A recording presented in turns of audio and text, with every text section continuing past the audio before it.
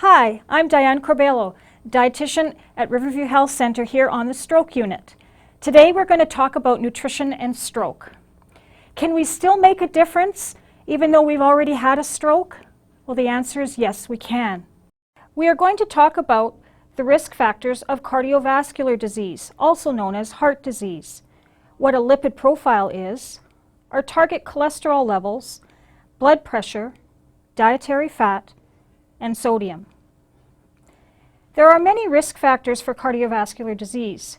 Some we have no control over, like age, gender, family history, and race. The slide shows some of the risk factors that we do have control over. Have a look and think about whether you can change any of these factors. The risk factors we can change are smoking, high blood cholesterol, high alcohol intake, high blood pressure, lack of exercise, being overweight, blood sugar, and stress. We will be primarily discussing the role of diet today and how a healthy diet can have a positive impact on reducing the risk of having a future stroke. Blood cholesterol is measured by your lipid profile. Your lipid profile is the results of blood tests which show the levels of various types of lipids or fats in your blood. Your lipid profile should be discussed with your doctor. The types of lipids that are shown in your lipid profile are total cholesterol, LDL cholesterol, HDL cholesterol, triglycerides, and the cholesterol ratio. LDL is the lousy cholesterol, which we want a low number in. If there is too much LDL in the blood, cholesterol can build up on the artery walls, which can form plaque. Plaque deposits narrow the arteries, which reduces the flow of blood to your heart. This narrowing and clogging is known as atherosclerosis. Plaque can also break off from the artery walls, which form blood clots that can cause heart attacks, strokes, or sudden death. HDL is the healthy cholesterol, which we want to be higher. The HDL is good because it carries LDL cholesterol back to the liver to be broken down and therefore not stored. This reduces LDL in the bloodstream and helps prevent plaque from building up in the arteries. A tip to remember these is that L in LDL equals lousy, and H in HDL equals healthy. Total cholesterol is the LDL number and the HDL number combined.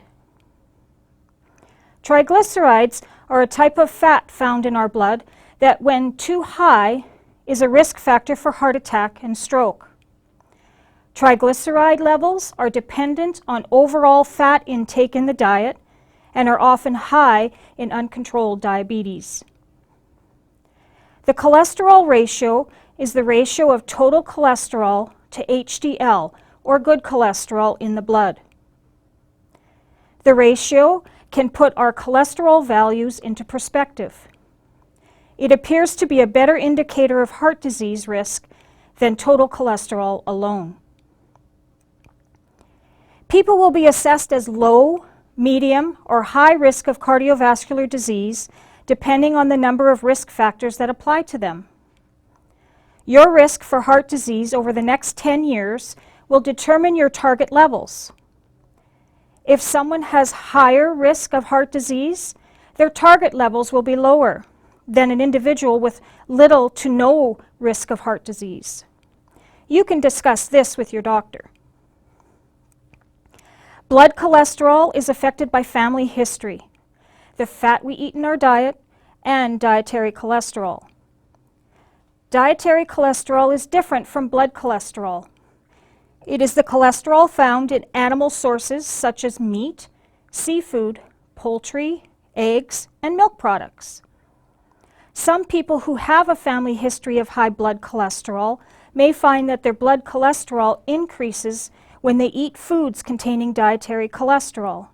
However, recent studies have suggested that the biggest contributor to blood cholesterol is the consumption of saturated and trans fats. Here's a question for you, and I will give you a moment to think about the answer. Which one of these foods has the most total fat? Is it A, hickory back ribs, B, Caesar salad, C, half-pound bacon cheddar burger, or D, fettuccine alfredo?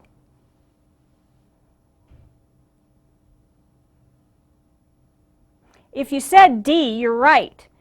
The hickory back ribs contain 78 grams of fat. The Caesar salad contains 51 grams of fat. The half-pound bacon cheddar burger contains 68 grams of fat. And the fettuccine alfredo contains a whopping 107 grams of fat. But how much fat should we be eating? For women, the recommendation is 60 to 65 grams per day. And for men, 75 to 80 grams per day, with only 6 to 8 grams of these being from saturated fat. Fat supplies us with energy, gives flavor to foods, transport fat-soluble vitamins in the body, and provide essential fatty acids for healthy brain and body functions. Therefore, we do need to eat it in our diet. Although fat is needed and is beneficial, it is quite high in calories, so we don't need large portions of high-fat foods.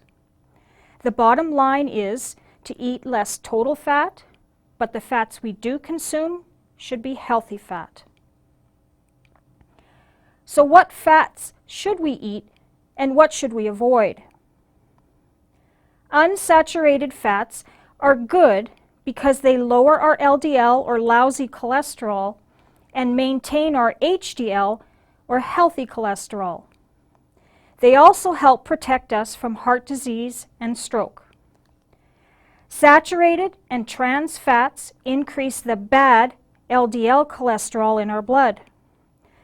Saturated fat should only be consumed in small quantities, less than or equal to 6 to 8 grams per day, whereas trans fat, the ugly, should be avoided altogether. These two types of fats increase our risk for heart disease and stroke. It is best to include unsaturated fats in your diet instead of saturated and trans fat. Unsaturated fats can be monounsaturated or polyunsaturated. An example of a food high in monounsaturated fat is olive oil, and a food high in polyunsaturated fat is fatty fish, also known as omega-3 fatty acids, which we'll be discussing in a moment. These help to improve our cholesterol levels and lower risk of heart disease and stroke, and should be included in our daily diet. Other examples of unsaturated fats include nuts, seeds, avocado, and other vegetable oils. Because nuts are high in calories, try not to exceed 1/4 cup of nuts per serving every other day or so. It is recommended by the Canadian Cardiovascular Society and the Heart and Stroke Foundation to replace as many saturated or trans fats in our diets with unsaturated fats. In our cooking, wherever we may be using fat, the best way to help ourselves is to choose unsaturated over saturated and trans. Some tips for achieving this are to use small amounts of olive oil, canola oil, or peanut oil in cooking and baking. Choose salad dressings and soft margarines made with these oils. Snack on small amounts of unsalted nuts. Use peanut or nut butters instead of butter. And toss slices of avocado into a salad or spread on toast or on a sandwich. As mentioned before, omega-3 fats are polyunsaturated fats, which are very heart healthy and help lower triglycerides in the blood. Fatty fish, which are high in omega-3s, include mackerel, salmon, herring, and tuna. Pickerel, tilapia, and other white fish only have about 300 milligrams of omega-3 compared to salmon, which has about 4,000 milligrams for the same serving size. It is important to note, because of its popularity in Manitoba, that pickerel does not contain a lot of omega-3s. So although it is still a healthy choice, choosing a fattier fish will provide you with a lot more of the healthy, unsaturated omega-3 fats. Plant sources of omega-3s include walnuts, canola oil, and ground flaxseed. When consuming flaxseed, it must be ground. If eaten whole, it is a good source of fiber, but not omega-3. It must be ground to release the healthy oil. New products with omega-3s, such as eggs, yogurts, and milk, can contribute small amounts to our diets. So how can we increase omega-3 consumption in our diet? We can do this by enjoying 2 to 3 servings of fish each week using fresh, canned, or non-battered frozen fish. We can choose fatty fish such as salmon, mackerel, herring, and trout over white fish like pickerel and tilapia. We can sprinkle ground flaxseed on cereal, but gradually build up to 3 tablespoons per day to prevent gas and bloating. And we can add walnuts or pumpkin seeds to salads and oatmeal. It is advised to eat less saturated fat, as this can raise our LDL or our lousy cholesterol.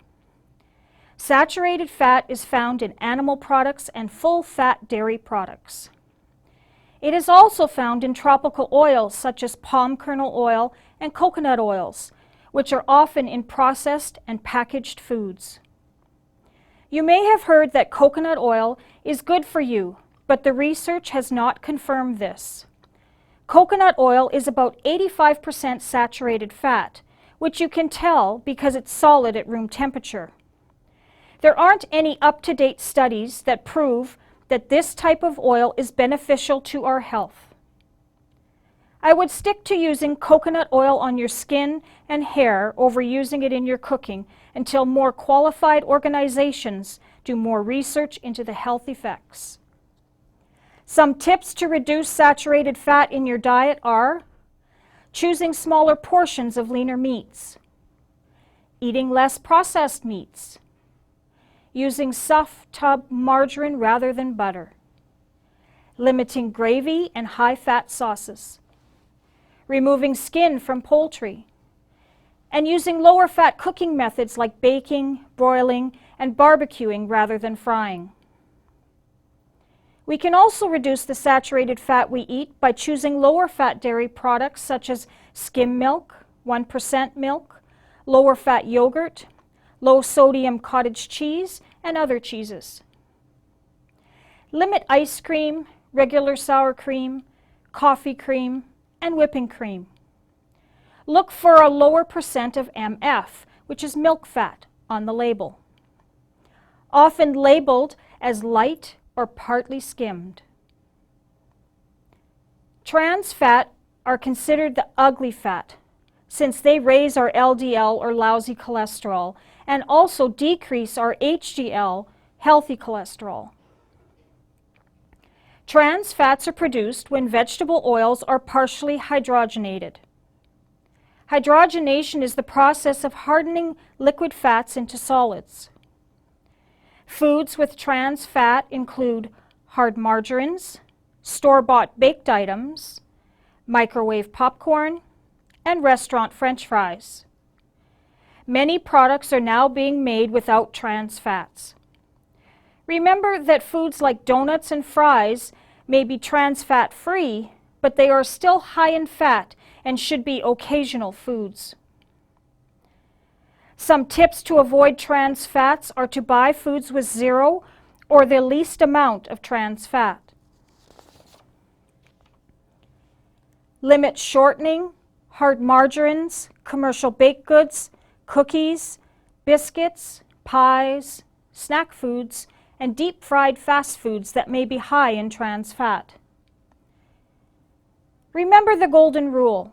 Firm fats at room temperature are bad fats, such as the fat on meat, butter, and coconut oil. Soft fats at room temperature are good fats, such as canola and olive oils and the non-hydrogenated margarines. As of recently, studies have shown that dietary cholesterol only has a small impact on blood cholesterol for most people. Therefore, there are no longer restrictions for dietary cholesterol. Increased fiber could lower LDL cholesterol. Soluble fiber, the fiber found in oats, grains, legumes, fruit, vegetables, and flaxseed, has a significant effect on lowering LDL cholesterol. Now we will be discussing sodium and blood pressure. So what is high blood pressure and how does sodium impact it? With increased sodium intake, there is an increase in water volume in the blood vessels. And with more water, the blood volume increases, causing the heart to work harder, leading to an increase in pressure in the vessels, also known as blood pressure. When blood pressure is increased in an individual with blocked arteries, this can lead to heart attack or stroke. High blood pressure affects 1 in 5 Canadians. 43% of Canadians with high blood pressure don't even know they have it because there are no symptoms. You can't see it, you can't feel it, but you can control it. It is estimated that up to 3 in 10 Canadians have hypertension or high blood pressure because of excess salt consumption. Blood pressure consistently above 140/90 is considered high. High normal is around 130/85, and normal is at about 120/80. Less than 130/80 is the goal for people with diabetes or chronic kidney disease. Health Canada recommends a sodium intake of less than 2,300 milligrams per day for people at risk or living with heart disease. This works out to be 1 teaspoon of salt. The salt in packaged foods, added at the table, added in cooking, and found naturally in food all contribute to your daily salt intake. On average, Canadians consume about 3,400 milligrams of sodium per day, which is about 1.5 teaspoons of salt. Here's another question for you. Which meal has the most sodium? Is it A, Kentucky Fried Chicken dinner with 1 breast, 1 thigh, small fries, coleslaw, and 2 tablespoons of ketchup, but no gravy? B, baked lemon chicken breast, herb potatoes, and green beans? C, baked salmon, steamed rice, and broccoli? Or D, a bowl of cream of mushroom soup and a Reuben sandwich with sauerkraut? I'll give you a moment to think about it.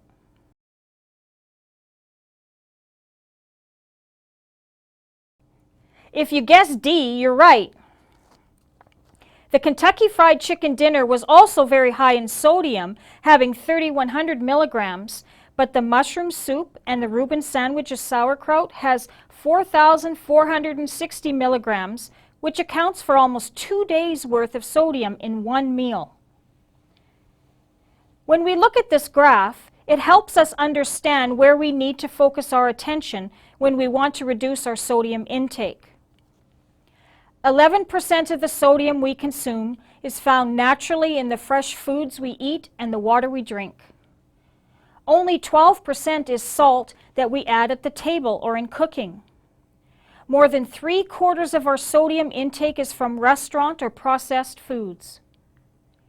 Simply getting rid of the salt shaker is not enough. We need to focus on the hidden sources of sodium found in restaurant and processed foods.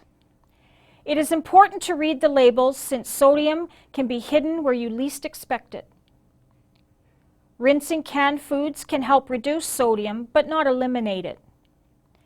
Less salt doesn't mean less flavor.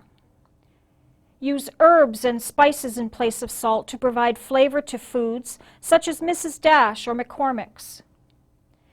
It is also important to note that sea salt and gourmet salts are all sources of sodium and should be limited at the table and in cooking. Always talk to your doctor or pharmacist before beginning to use salt substitutes such as no salt, new salt, and half salt, because these products have high amounts of potassium instead of sodium, which is problematic for some health conditions and blood pressure medications. So, what can we eat? There are still plenty of health foods options. These include fresh or frozen fruits and vegetables, lower fat milk, yogurt and cheeses, whole grain breads and rolls, homemade low-fat muffins, most cold and hot cereals, plain pasta and rice, fresh meat, poultry, tuna and salmon packed in water, and soft non-hydrogenated margarines and oils. Using the plate method is an easy way to plan meals. It helps us achieve reasonable portion sizes and balance.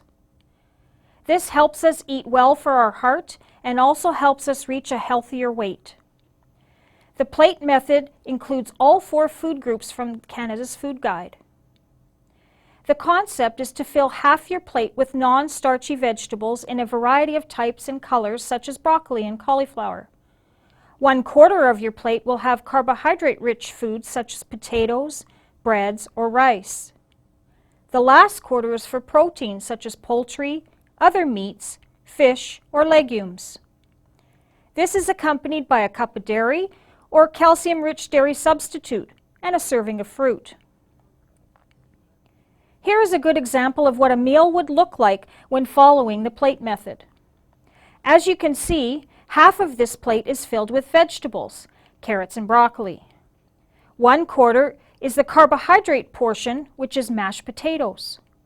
And the last 1/4 is a serving of chicken breast, which is accompanied by a glass of milk and an apple. This plate method can be modified to suit your preferences. In summary, there are modifiable risk factors that you can make changes toward that can help to reduce your risk of future stroke and progression of cardiovascular disease. Limiting the consumption of saturated fat and trans fat will help to reduce cholesterol and total blood fats. Decreasing sodium consumption is advised as this affects blood pressure. Controlling your portion sizes and ensuring that meals are balanced and unprocessed when possible is recommended. Other changes that can have a positive impact on your health are quitting smoking, limiting alcohol, exercising, achieving and maintaining a healthy weight, and finding ways to reduce your stress. Remember, little changes count. All these changes add up to big changes. Don't be discouraged. You can still make a difference even though you've had a stroke. Thank you very much, everyone, and please don't hesitate to take a handout if you haven't already done so.